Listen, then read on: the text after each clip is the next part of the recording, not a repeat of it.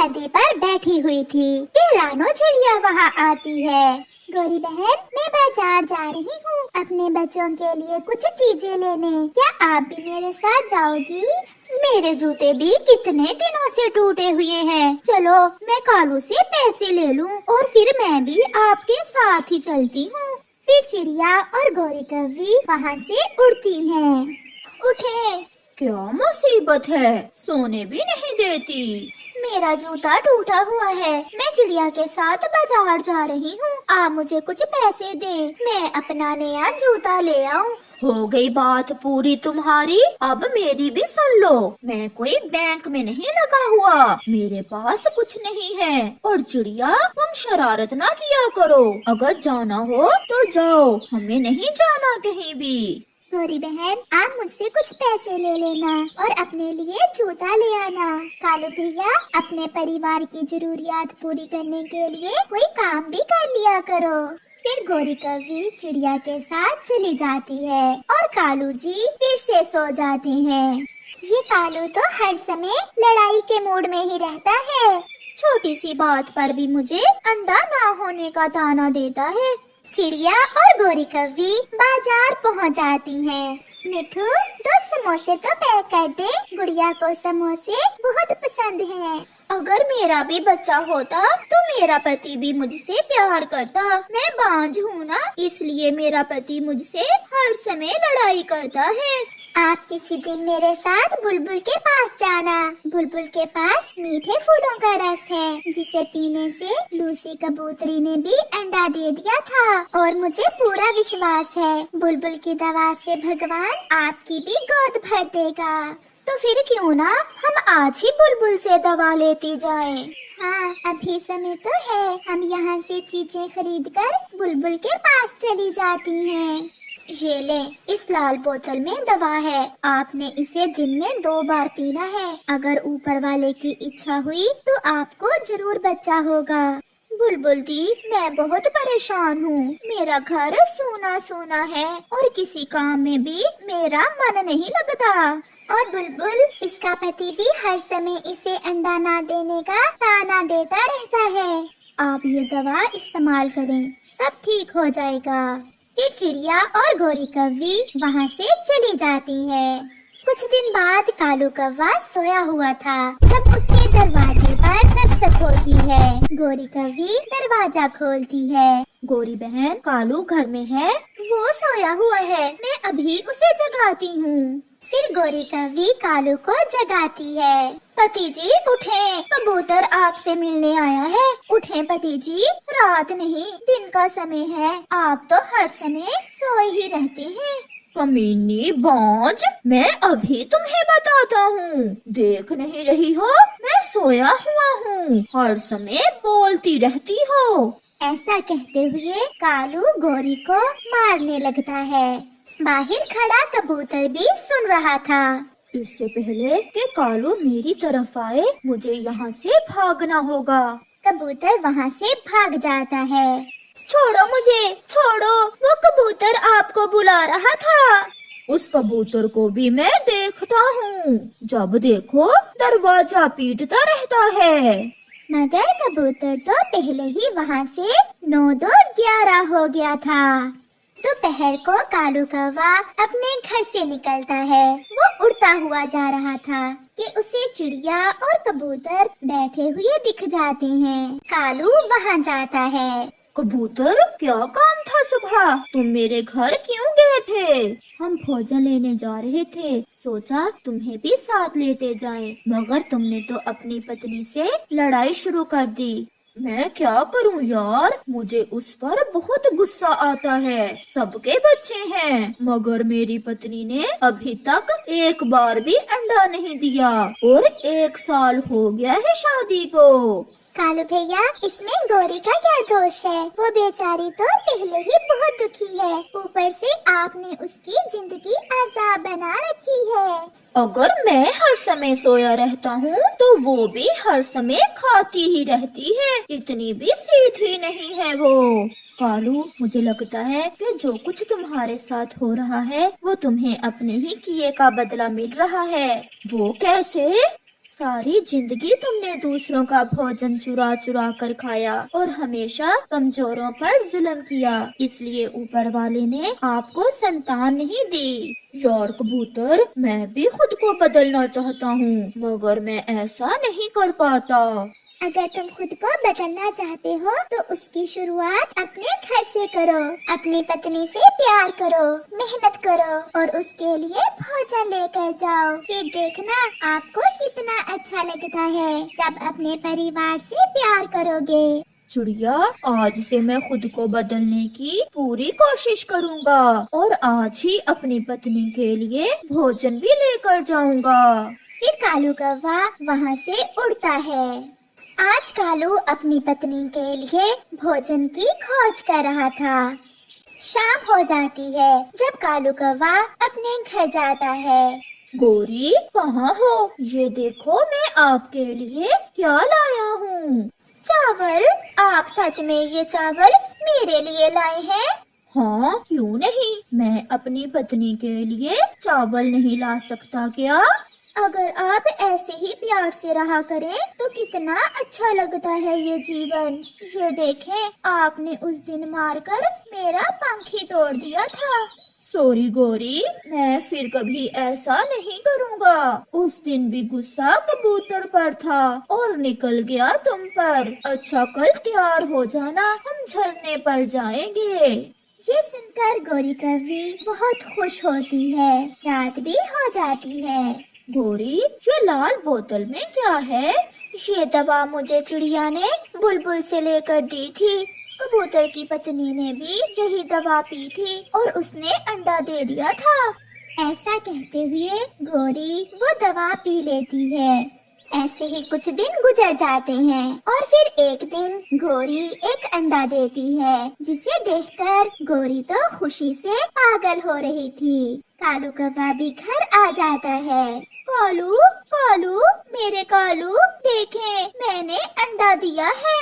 ये सुनकर कालू कौवा उछलने लगता है। मैं पिता बन गया, मैं अपने सुंदर से अंडे का पिता बन गया। गोरी, हम तो काले हैं, मगर हमारा अंडा सफेद क्यों है? पति जी, सब पक्षियों के अंडे इसी रंग के होते हैं। मैं अभी पूरे जंगल में मिठाई बांट कर आता हूँ।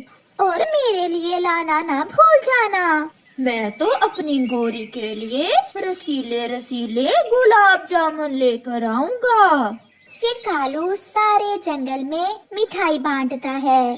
चिड़िया, गोरी ने अंडा दिया है। कबूतर, लो मिठाई खाओ, मैं पिता बनने वाला हो गया। कालू बहुत खुश था और गोरी की जिंदगी में अब खुशियाँ ही खुशियाँ थी। उस चिड़िया के मम्मा पापा तो बचपन में ही मर गए थे। उसने बहुत दुख देखे थे और फिर जब उसकी शादी पास वाले जंगल के एक चिड़े से हुई तो वो बहुत आशाएं भी अपने साथ लेकर आई थी। वो सोच रही थी कि अब उसके दुख खत्म हो गए हैं और अब वो एक नए और खुशियों भरे जीवन की शुरुआत करने जा रही है। परंतु वो क्या जानती थी कि अभी परीक्षण उसके भाग्य में है। देखे जी, आज घर में खाने को कुछ भी बाकी नहीं बचा, जितना था सब कल खत्म हो गया। दूसरे जंगल में बाढ़ आने से काम धंधा सब बंद पड़ गया है। अब न जाने मुझे कितने दिन काम नहीं मिलता। ऐसे कैसे चलेगा? और अब तो हमारे घर में एक छोटा बच्चा भी आने वाला है। आप चिंता ना करें, भगवान बेहतर ही करेगा। ऐसे ही कुछ दिन गुजर जाते हैं और फिर उस चिड़िया के अंडे से एक छोटा सा सुंदर सा बच्चा निकलता है, जिसे देख मम्मा और पापा चिड़िया तो बहुत खुश थे। फिर अचानक से उनके घर पर दस्तक होती है। मैं देखता हूँ। जी बोले, क्या काम है? आपको किससे मिलना है? ये नोटिस आप खुद ही पढ़ लें। ऐसे वो पक्षी पापा चिड़िया को वो नोटिस देकर चला जाता है, जिसे पापा चिड़िया पढ़ता है। क्या है ये? आप इतने परेशान क्यों हैं? इस पर क्या लिखा हुआ है? माँ के इलाज के लिए कुछ पैसे कर्ज लिया था, उसका नोटिस है। मैं वो वापस ना कर पाया था और अब वो कल हमारा घर नीलाम करने जा रहे हैं। ये सुनकर तो मम्मा चिड़िया की जान ही निकल जाती है, परंतु फिर भी वो अपने पति को हौसला देती है। आप दिल थोड़ा ना करें, हम फिर से एक नया और सुंदर सा घर बना लेंगे।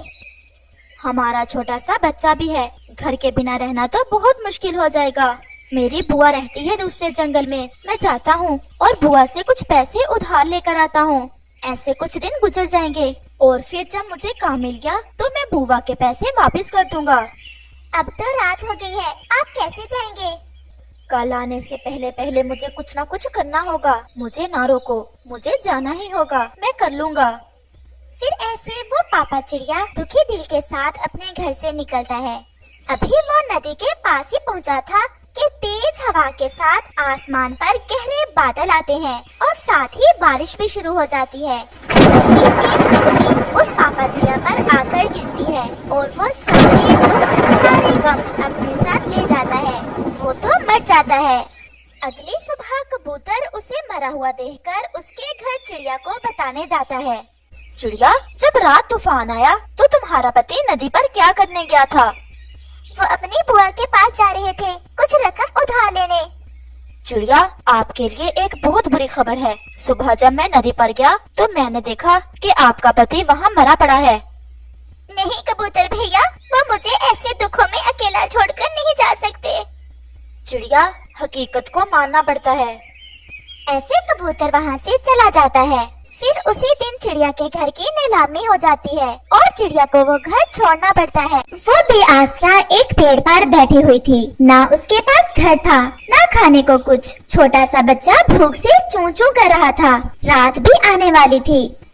आज की रात मैं तोते भैया के घर चली जाती हूँ, शायद वो मुझे अपने घर में रख लें। ऐसे पेड़ पर बैठकर रात गुजारना तो बहुत मुश्किल है। और फिर चिड़िया तोते के घर की तरफ चली जाती है। आपका बहुत बहुत धन्यवाद तोते भैया, जो आज रात आपने मुझे अपने घर रख लिया। चिड़िया, ऐसे जीना बहुत मुश्किल है। कल आपका बच्चा भी बड़ा होगा, ये इस समाज में कैसे जी पाएगा? तोते भैया, मैं अपने बच्चे के लिए कुछ ना कुछ जरूर करूँगी। तोते भैया, मैं कोई ना कोई काम करना चाहती हूँ जिससे मैं अपना घर बना सकूँ और अपने बच्चे को अच्छा और सच्चा पक्षी बना सकूँ। अगर आप सच में काम कर सकती हो तो मैं आपके काम करने में मदद करूंगा। मेरे एक कजन की दूसरे जंगल में चूड़ियों की दुकान है। मैं आपको अपने कजन से कुछ चूड़ियां ले दूंगा और फिर उन्हें बेचकर पैसे वापस कर देना। ऐसे आपको मुनाफा भी होगा। ये सुनकर तो वो चिड़िया बहुत खुश हो जाती है। तोते भैया, आपका बहुत बहुत धन्यवाद। मैं ये काम बहुत मेहनत से करूँगी। अगले रोज तोता चिड़िया को साथ लेकर अपने कजन की दुकान पर जाता है। लालू, ये मेरे दोस्त की पत्नी है। मेरा दोस्त मर गया है। मेरे दोस्त ने कुछ कर्ज देना था और फिर उन्होंने उसका घर नीलाम कर दिया। बहुत दुखी है ये चिड़िया। मुझे ये सुनकर बहुत दुख हुआ। मैं कोई काम करना चाहती थी और फिर मिट्ठू भैया मुझे आपके पास ले आए। आप ये कुछ चूड़ियां ले जाएं। इन्हें बेचकर आप अपना मुनाफा रख लेना और दाम मुझे वापस करके और चूड़ियां ले जाना। ऐसे आप जितनी ज्यादा चूड़ियां बेचोगे उतना ही ज्यादा मुनाफा आपको होगा। आप देखना, मैं ये काम बहुत अच्छे से करूँगी। चिड़िया बहन, आप चूड़ियाँ ले और वापस जाएं। मुझे यहाँ कोई काम है, मैं तो कल वापस आऊँगा। फिर ऐसे वो चिड़िया वहाँ से कुछ चूड़ियाँ लेकर वापस चल देती है। वो पूरे जंगल में घूमती है। चिड़िया बहन, जरा रुकना, मुझे भी तो दिखाओ कैसी है ये चूड़ियाँ। मेरी चूड़ियाँ बहुत अच्छी हैं और दाम भी बहुत कम है। जरा पहनाओ तो मेरे पंखों में, मैं भी तो देखूं कैसी लगती हैं ये चूड़ियाँ। फिर ऐसे चिड़िया की चूड़ियाँ तो पूरे जंगल में मशहूर हो गई थी, क्योंकि वो तो घर घर जाकर चूड़ियाँ बेचती थी। चूड़ियाँ ले लो जी, चूड़ियाँ, रंग बिरंगी सतरंग चूड़ियाँ। वो ऐसे आवाज लगा लगा कर अपनी चूड़ियाँ बेचती थी। फिर ऐसे ही कुछ दिन गुजर जाते हैं। तोते भैया, मैं आपका एहसान कभी नहीं भुला सकती। अगर आप उस रात मेरी मदद ना करते तो न जाने आज मैं किस हाल में होती। चिड़िया, ये सब आपकी अपनी मेहनत है। अगर आप मेहनत ना करती तो मैं भी कुछ ना कर पाता।